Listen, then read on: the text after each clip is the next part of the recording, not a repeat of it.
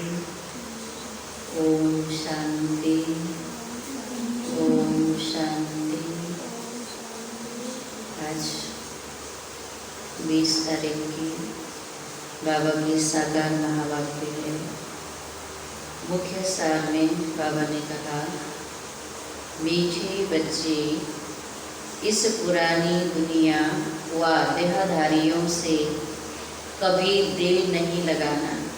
दिल लगाए तो नसीब फूट जाएगा।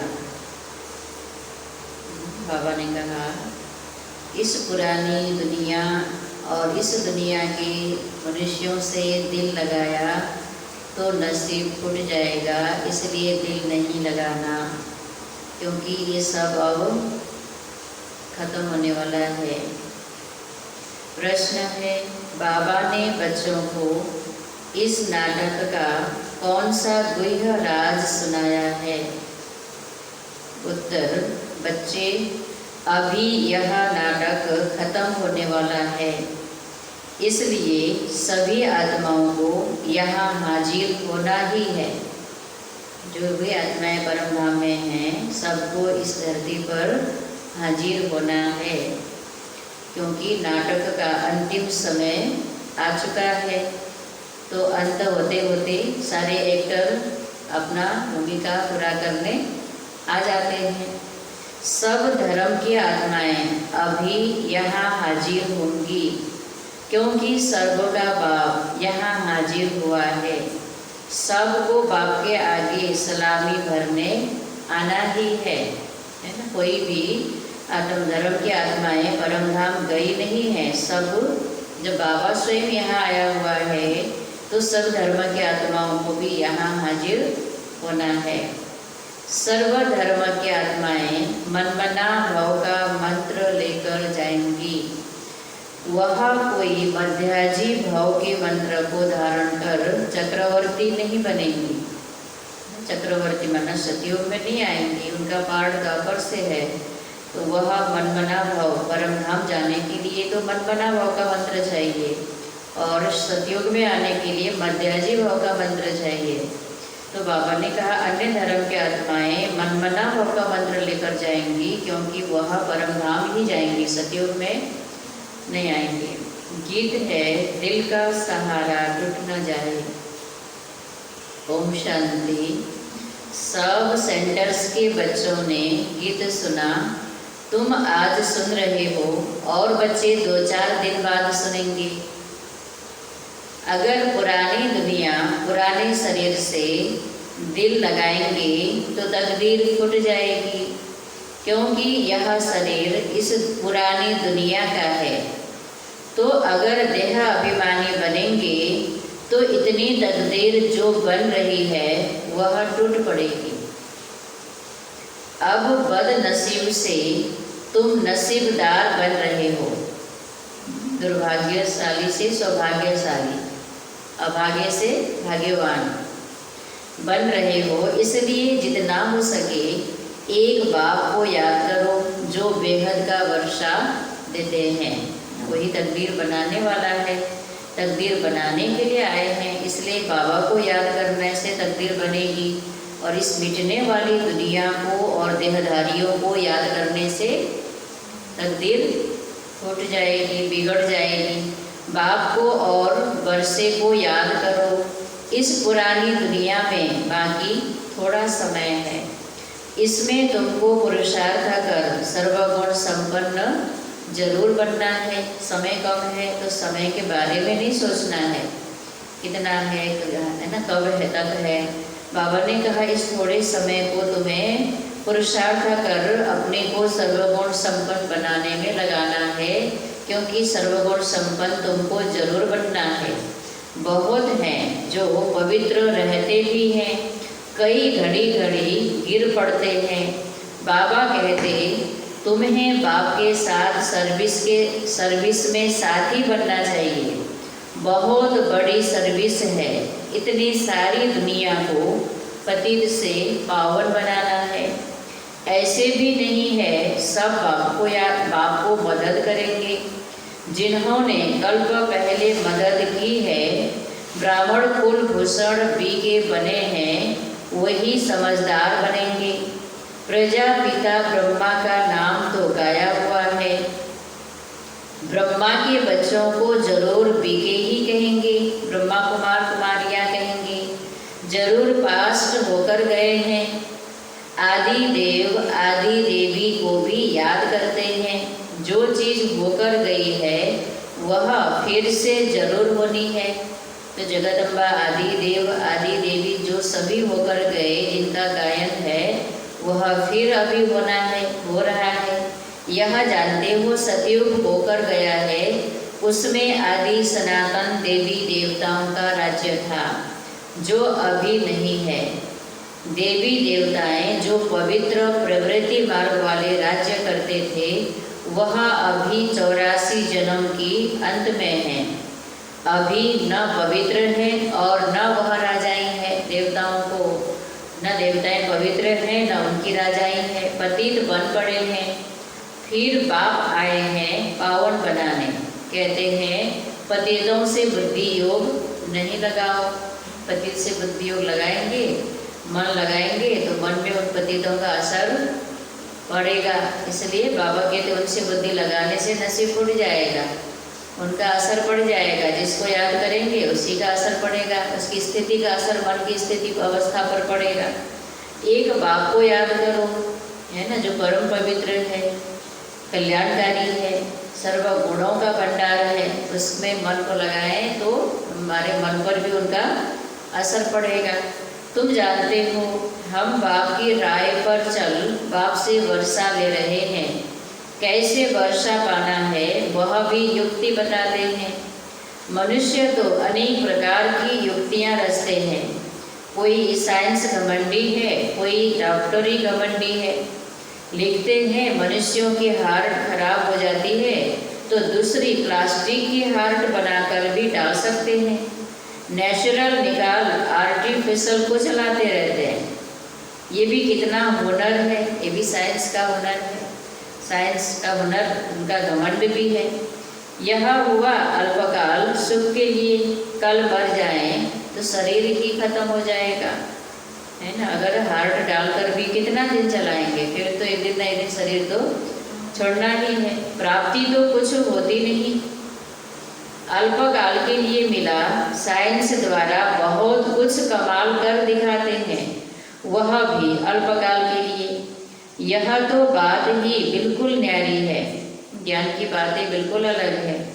आत्मा पावन आत्मा 84 जन्म लेते लेते अब पतित बन गई है। उस पतित आत्मा को फिर से पावन बनाना सो सिवाय बाप के और कोई कर न सके। पतित आत्मा को पावन बनाना, अब शरीर को तो डॉक्टर कर देते हैं, पर आत्मा को पावन बाबा बनाते हैं, कोई बना नहीं सकते। एक का गायन है सर्व का पतित पावन, सर्व का सदगति दाता, सर्व पर दया दृष्टि रखने वाला, सर्वोदया लीडर है शिव बाबा। मनुष्य अपने को सर्वोदया लीडर कहलाते हैं। अब सर्व माना उसमें सभी आ जाते हैं।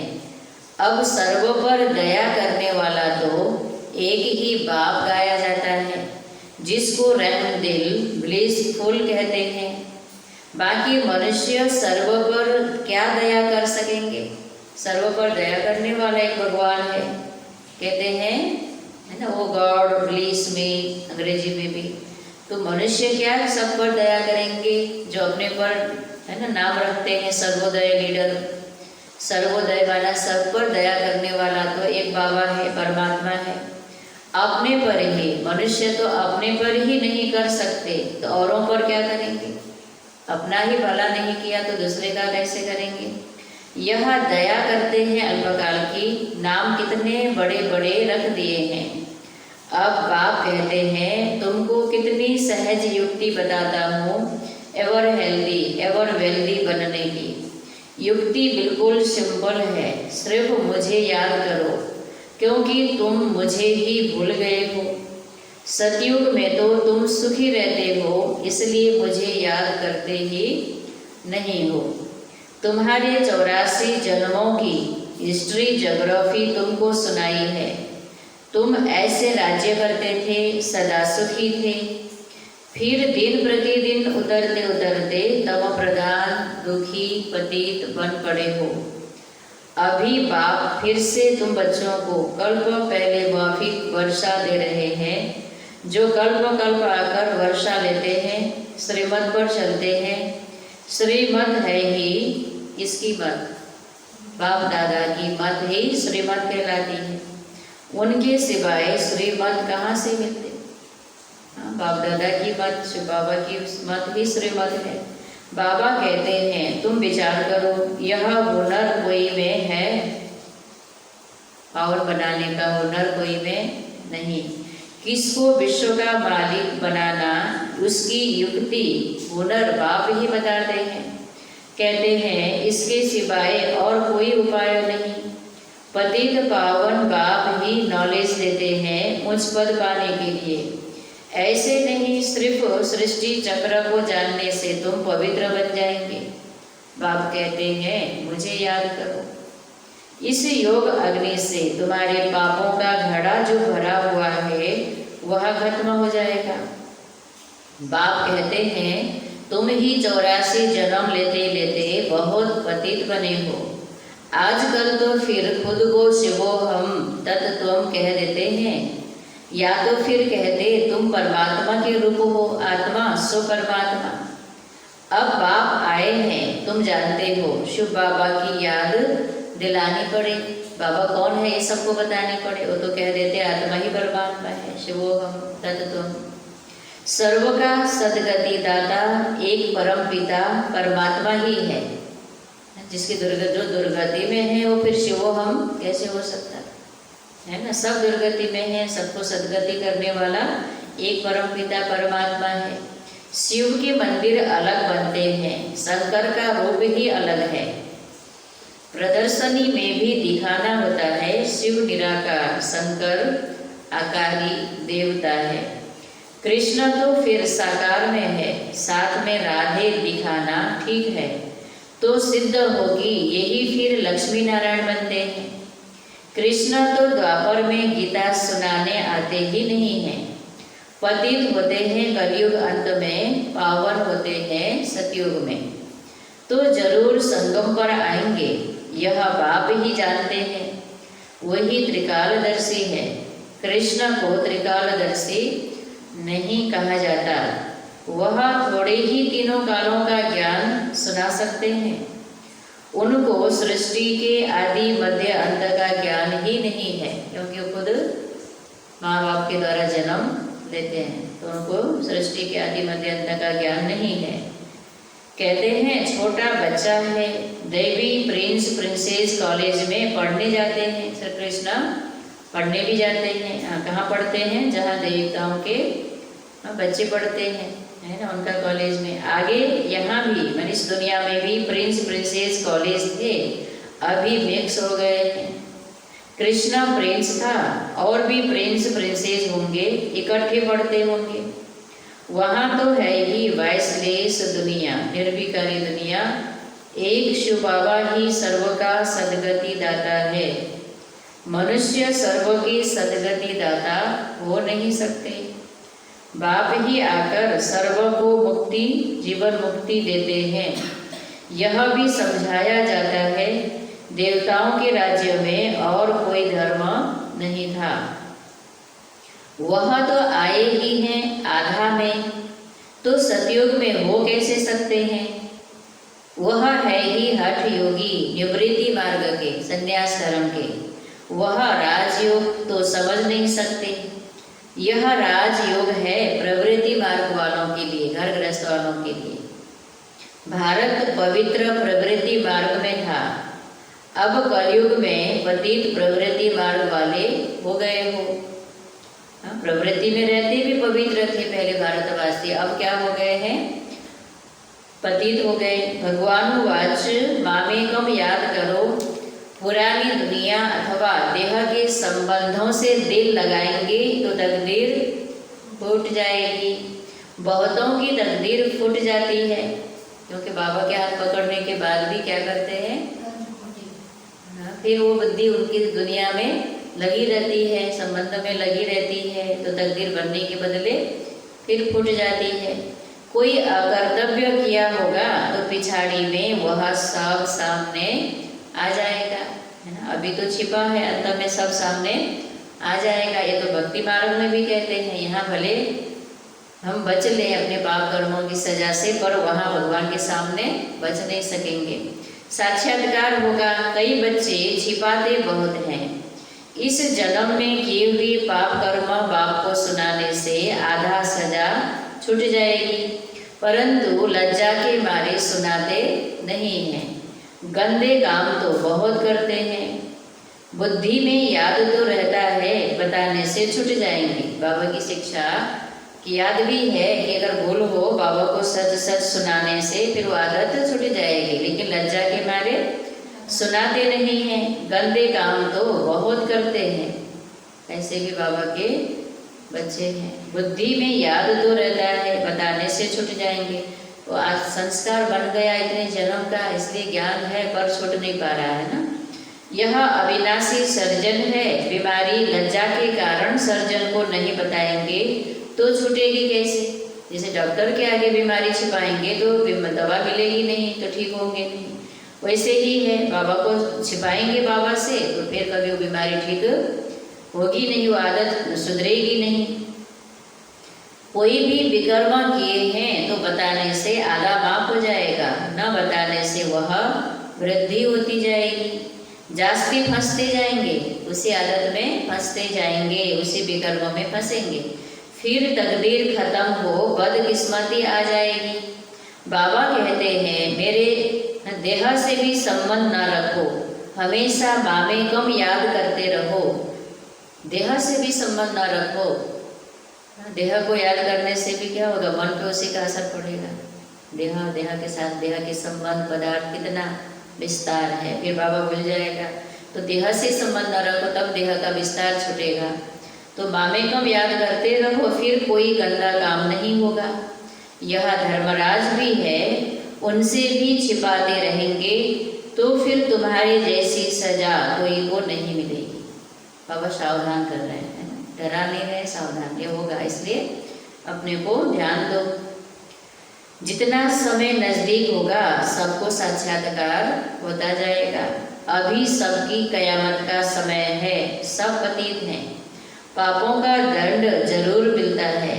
जैसे एक सेकंड में जीवन मुक्ति मिलती है, वैसे एक सेकंड में सजाओं की वासना ऐसे आती है जैसे बहुत समय से सजाएं खाता ही रहता है ना। जैसे कभी बहुत खुशी की महसूसता होती है, बाबा की मदद की महसूसता, अनुभव की महसूसता थोड़ी देर के लिए होता है ना, हमेशा तो नहीं होता। ऐसे ही सजा भी थोड़ी देर के लिए होगा, लेकिन बहुत ही तड़पेंगे, कड़ी होगी, पछताएंगे।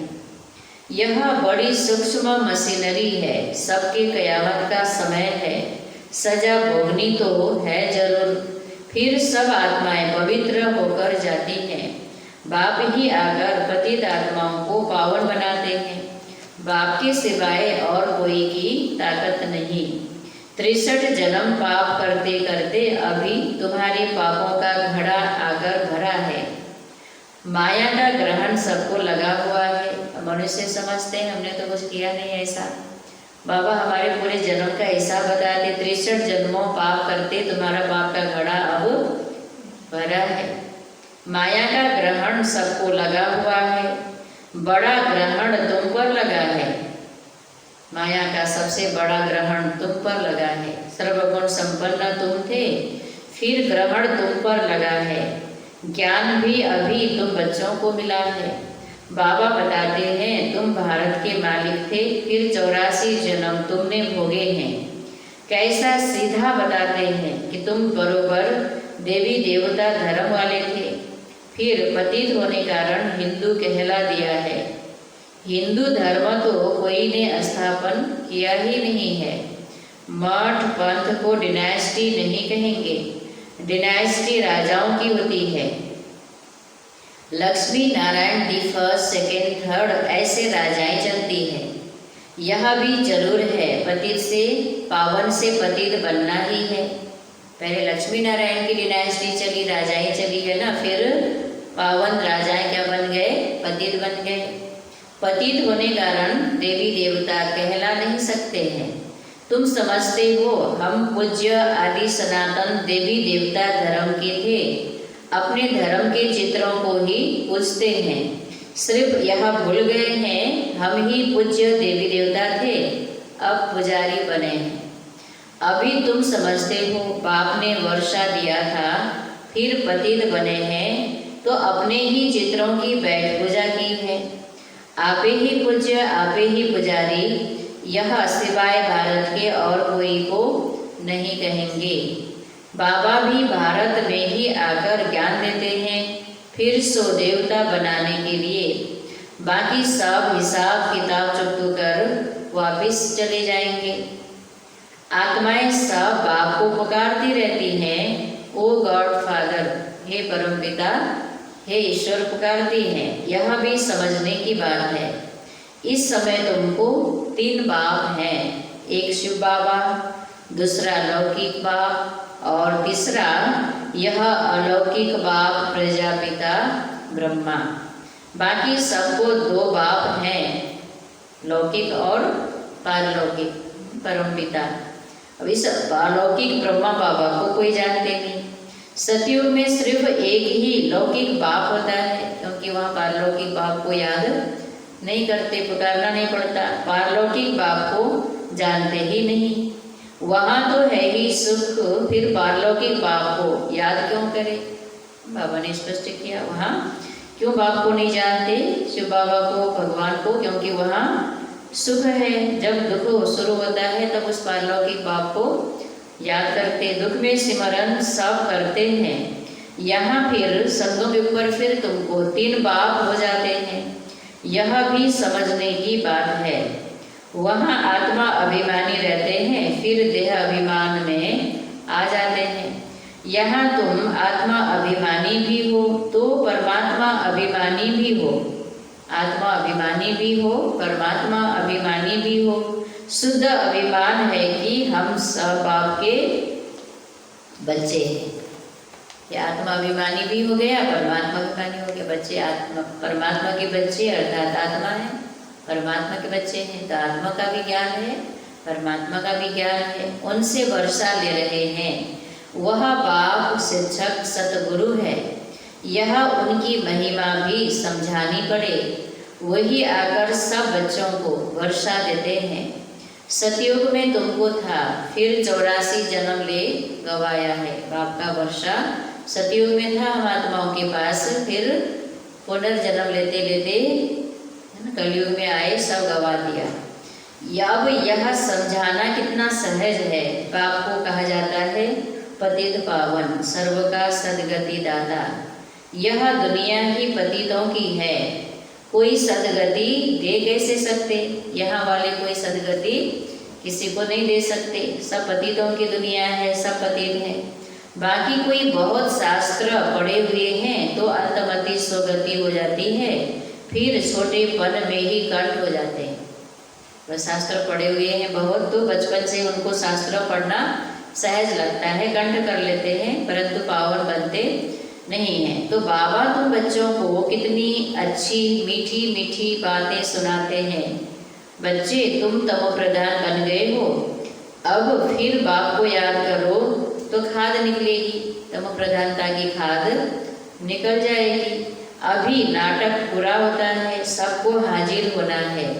क्राइस्ट आदि सबकी आत्मा हाजिर है, ऊपर नहीं है, सब यहीं पर हैं, सब धर्म की आत्माएं। वह भी बाप के पास सलामी भरने आएगी। चक्रवर्ती राजा तो बनना नहीं है, सिर्फ बाप को याद करेंगे, मनमना भाव का मंत्र ले जाएंगे। तुम्हारा है मनमना भाव और मध्याजी भाव का डबल मंत्र। वो केवल बाप को याद करने का मंत्र ले जाएंगे और तुम अपने भविष्य राजधानी को भी याद करना सीखेंगे। वो केवल बाबा को याद करने का मंत्र जानेंगे। बाबा कितनी अच्छी युक्ति बताते हैं। अच्छा, मीठे मीठे सिकी लदे बच्चों प्रति माता पिता बाप दादा का याद प्यार और गुड मॉर्निंग। रूहानी बाप की रूहानी बच्चों को नमस्ते। हम सब रूहानी बच्चों की तरफ से रूहानी बाप दादा को याद, प्यार, गुड मॉर्निंग और नमस्ते नमस्ते। शुक्रिया बाबा, शुक्रिया। धारणा के लिए मुख्य सार, पहली पॉइंट, इस पुरानी दुनिया में रहते पुरुषार्थ कर सर्वगुण संपन्न जरूर बनना है। इस पुराने शरीर व पुरानी दुनिया से दिल नहीं लगानी है, नसीबदार बनना है, नसीबदार बनना है। दूसरी पॉइंट, आत्मा अभिमानी और परमात्मा अभिमानी रहना है। इस कयामत के समय में बाप से कुछ भी छिपाना नहीं है। अविनाशी सर्जन से राय निश्रिमत लेते रहना है। बाबा का वरदान आज का, सदा ज्ञान सूर्य के सम्मुख रहने वाले अंतर्मुखी सुमानधारी भव। स्पष्टीकरण, जैसे सूर्य के सामने देखने से सूर्य की किरणें अवश्य आती हैं, ऐसे जो बच्चे ज्ञान सूर्य बाप के सदा सम्मुख रहते हैं, वो ज्ञान सूर्य के सर्व गुणों की किरणें स्वयं में अनुभव करते हैं।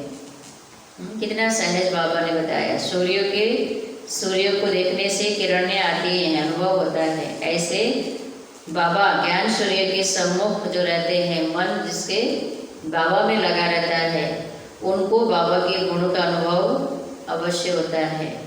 उनकी सूरत पर अंतर्मुखता की झलक और संगम युग के व भविष्य के सर्व स्वमान की फलक दिखाई देती है।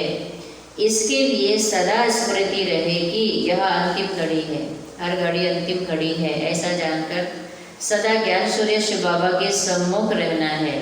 तभी हम अंतर्मुखी भी रहेंगे और सर्व स्वमान की झलक फलक भी हमसे औरों को दिखेगा। किसी भी घड़ी इस तन का विनाश हो सकता है, किसी भी घड़ी इस तन का विनाश हो सकता है। इसलिए सदा प्रीत बुद्धि बन ज्ञान सूर्य के सम्मुख रह अंतर्मुखता व स्वमान की अनुभूति में रहना है। अंतर्मुखता या स्वमान की अनुभूति में रहना है। स्लोगन, सदा उड़ती कला में उड़ना ही झमेलों के पहाड़ को क्रॉस करना है। सदा उड़ती कला में उड़ना ही झमेलों के पहाड़ को क्रॉस करना है। ओम शांति।